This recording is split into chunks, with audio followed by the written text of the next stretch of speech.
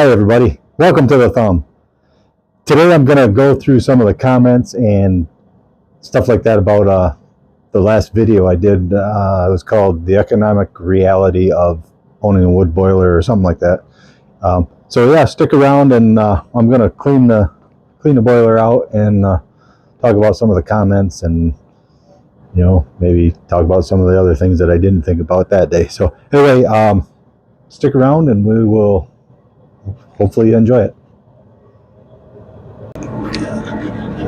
Okay, first of all, I want to thank everybody who watched that last video. It was a really, I don't know why it got so many views. It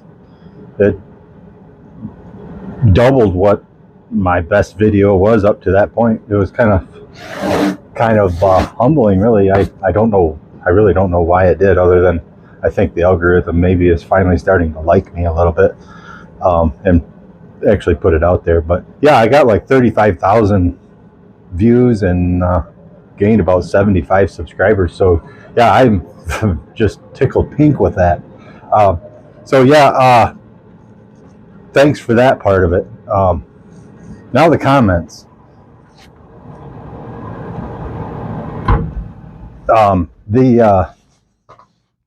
Most of them were good comments and very, very polite. Nice video.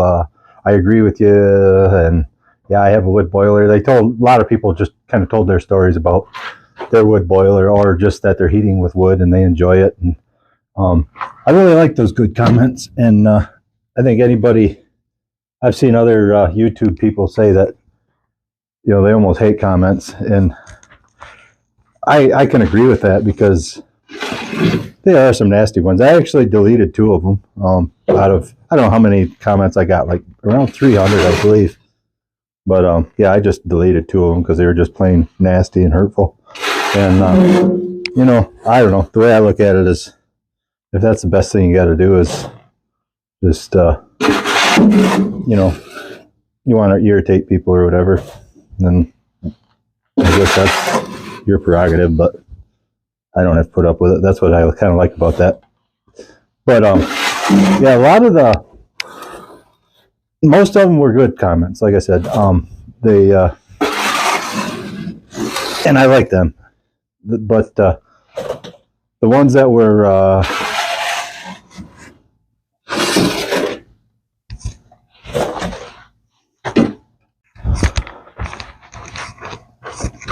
yeah, most of the comments were good. One of the things that people disagreed with me on was, one of the biggest things was, actually there's like 2 categories, I guess you might say, that were, say, disagreeing. And one was, you're wasting your time.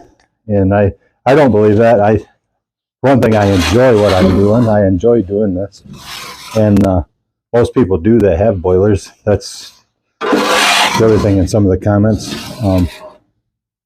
But yeah, they say I'm wasting my time, and the way I look at it is, I mean, I've got to spend, let's say, 8 hours a day working, making money to feed my family and do whatever, buy electricity and stuff like that. But the other 16 hours a day are mine, and I can choose to sit around and watch TV, or I can just cut wood. And I would much rather be outside and doing something productive rather than I'd say it, but watching YouTube all day or just TV. But yeah, so like I spend about 100 hours a year cutting wood,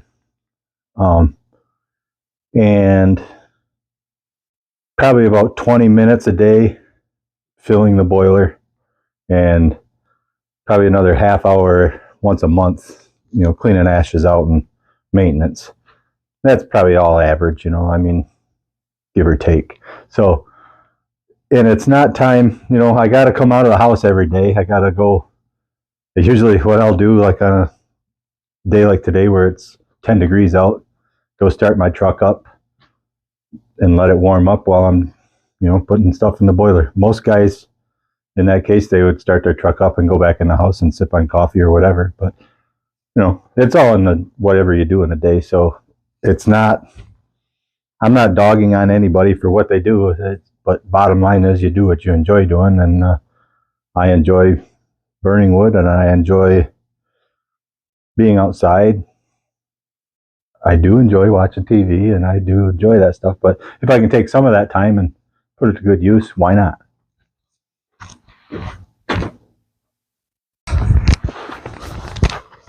Another thing people said was that wood boilers are very inefficient. And I would almost say that probably some of the older ones are. I mean, a lot of the older ones, it was pretty much just your firebox and then a chimney going out. You know, there was some of the real old ones had no baffles or anything in them. They were just basically a wood burner and whatever heat you could get. That's what you got. And I forgot to bring my ash can out here. So as far as being inefficient, I would say that these, well, I think there's pretty much EPA laws that they have to be a certain efficiency now. Anything sold now. But this, I don't really lose a lot of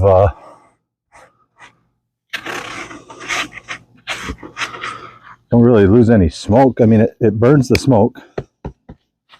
That's what the gasifier part of it is. It's like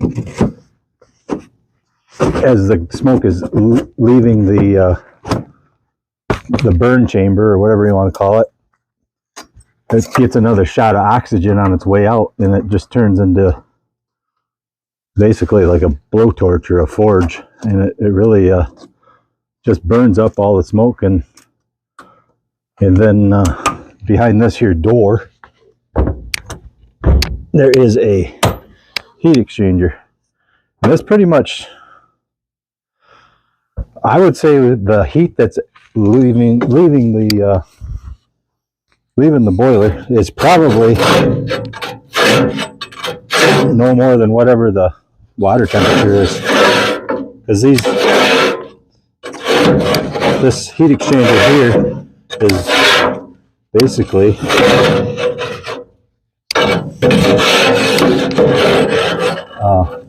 180 degrees or whatever, and so all the smoke or the exhaust leaving the boiler has to go through this spot, and I would say it probably gained, or I've never put any kind of a temperature reading, or it'd be interesting if somebody would do that sometime, just see what kind of temperature is coming out of this. But I would say it's maybe a couple hundred degrees, you know, compared to the thousands of degrees that it is when it's coming out of that forge. So it's taking pretty much every bit of heat out of that firewood that it can sequester.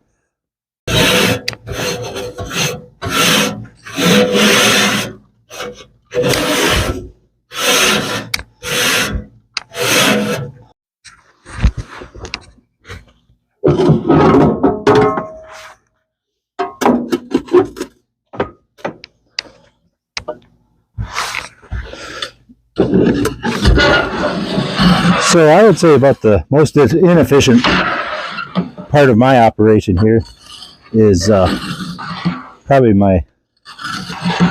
the heat that gets lost in the ground. I'm 200 feet away from my house and about 100 feet away from my barn. So that's 300 feet of underground pipe. And that stuff's pretty good. I mean, so yeah, time-wise, I would say it's maybe not the most efficient thing in the world, but I look at it as enjoyment. It's my release, you know. You get out in the woods and you got nobody bothering you. Actually, it's a good way to get rid of. I've had neighbors tell me, you know, like I'll run into them in town or whatever, gas station, and they'll say, I always say, well, why don't you stop by? And they say, well, I'm always afraid you're going to put me to work. And because there's a lot of people I would like to stop by and see, but I don't like to go say stop and see them in their house. So if they're outside, I'll stop. But and people see me all the time outside. But yeah, like I said, they're afraid that I'm going to put them to work. So yeah, I'm always outside doing something. I don't care. If I didn't have this, I'd be doing something else. So time wise, still very efficient, I think. So yeah.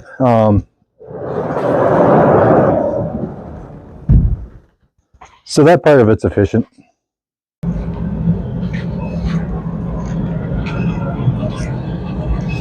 So what it boils down to is you've got to make it part of your lifestyle. Inefficiency or not, you gotta have the time to do it. For one thing, you gotta have the spare time, you might say. And you also have to have the availability of wood. I mean, if I had to buy wood, I would probably would just buy propane. I don't think I would, and I might eventually, as I get older, I might buy truckloads of wood, if I can find some cheap. But I don't see how that would pay for itself. But maybe it would, if you could find it cheap enough. I mean, you're not going to buy. I wouldn't buy. If I had to buy wood already split up, I would definitely. I would definitely just probably buy propane or fuel oil or whatever, natural gas. So I wouldn't buy wood, but having wood available to you one way or another that you can get for free, and having time to cut it up, that's probably the most important part of this. If you didn't have those two things, I probably wouldn't even consider it.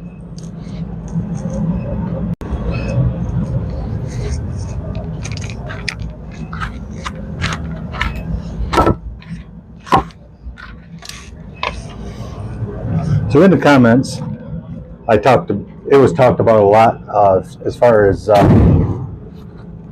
once the initial investment of this is paid for, it's about as close to free as you can get, because if you're getting free wood and you're just spending time that is unproductive, I mean, if you got stuff to do and you're taking time away from making a living or whatever, then yeah, it's not efficient. But if you're just sitting around watching TV instead of burning wood or cutting wood or whatever, then it's efficient.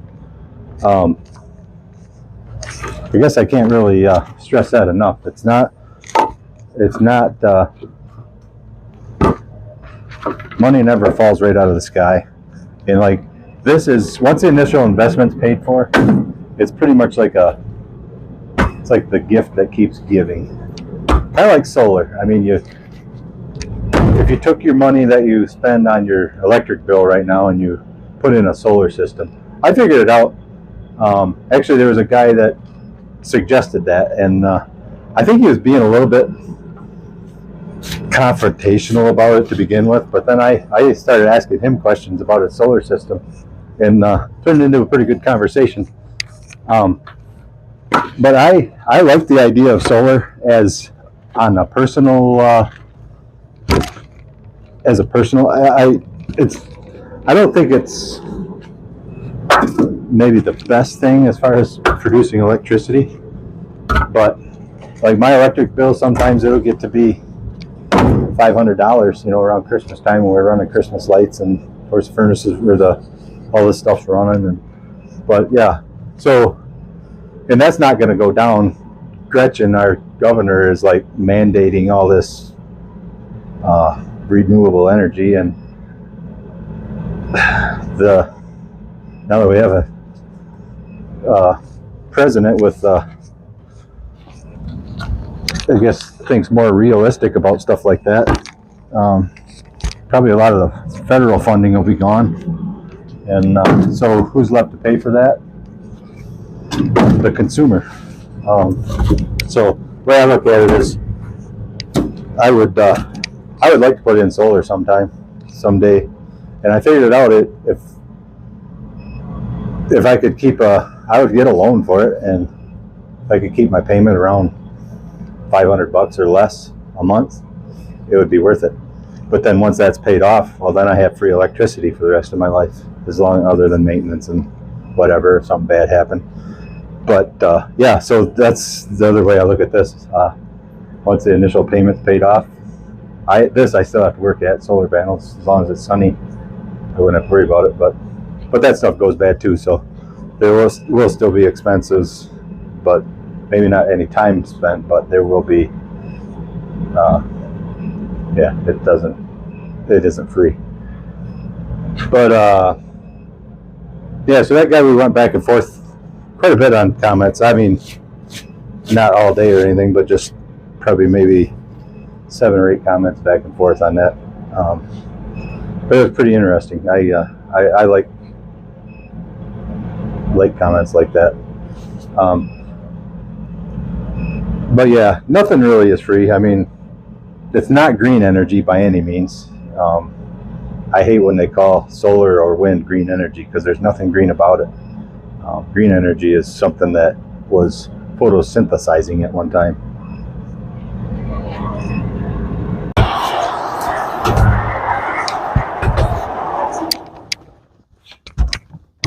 So then what do I consider green energy?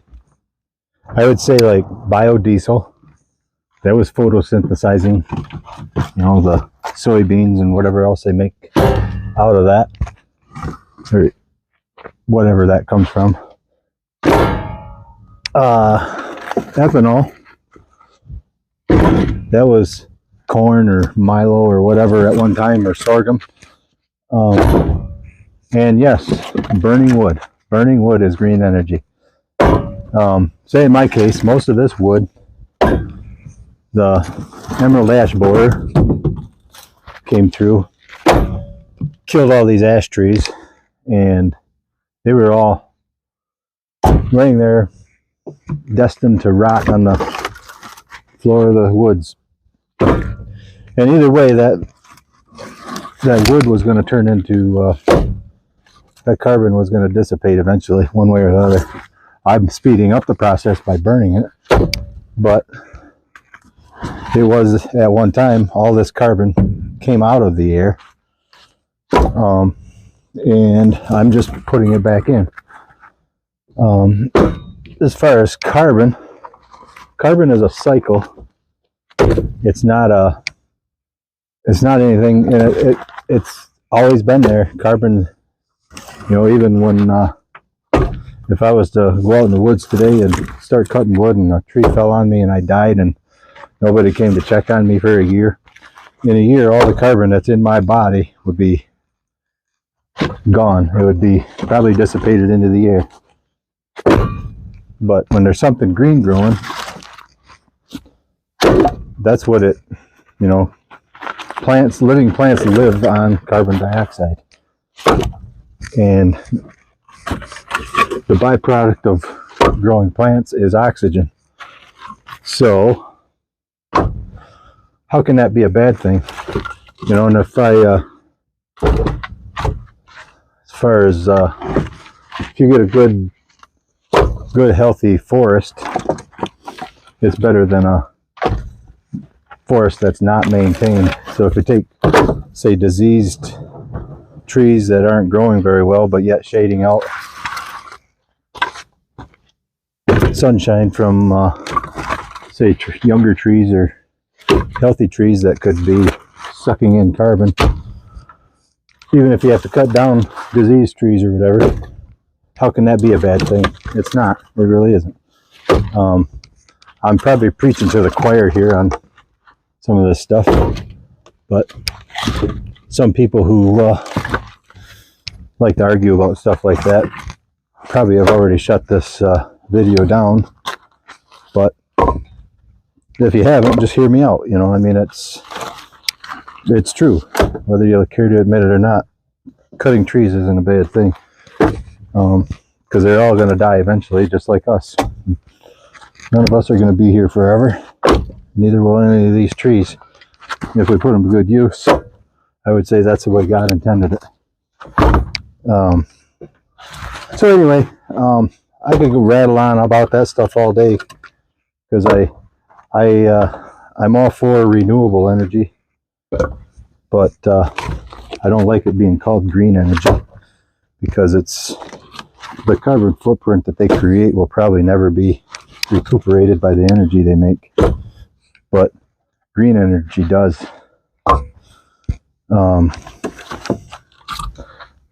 I guess I don't know where to go with that, but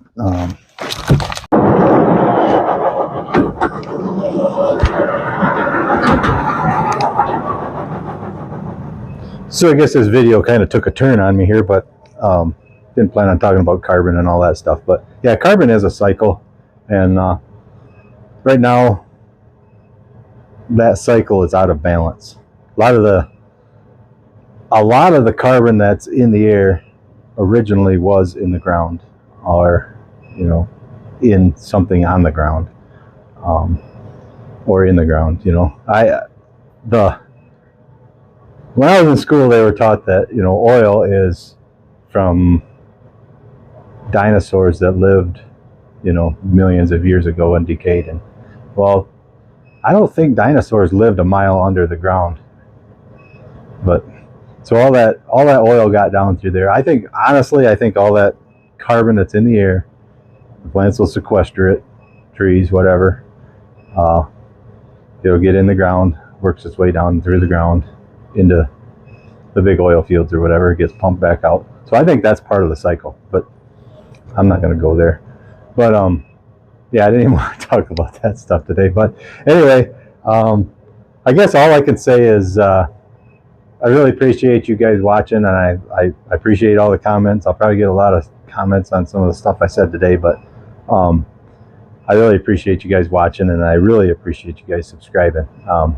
I realize I'm going to have to do some more videos on my wood boiler and firewood and stuff like that, because it seems like that's a little more popular than farms. But I think it's all going to be kind of a seasonal thing, maybe in the spring when things are growing and people are trying to grow gardens and stuff, and on YouTube and that kind of stuff, people will be Googling my farm stuff. But anyway, I'm babbling again. So anyway, thanks for watching, and take her easy.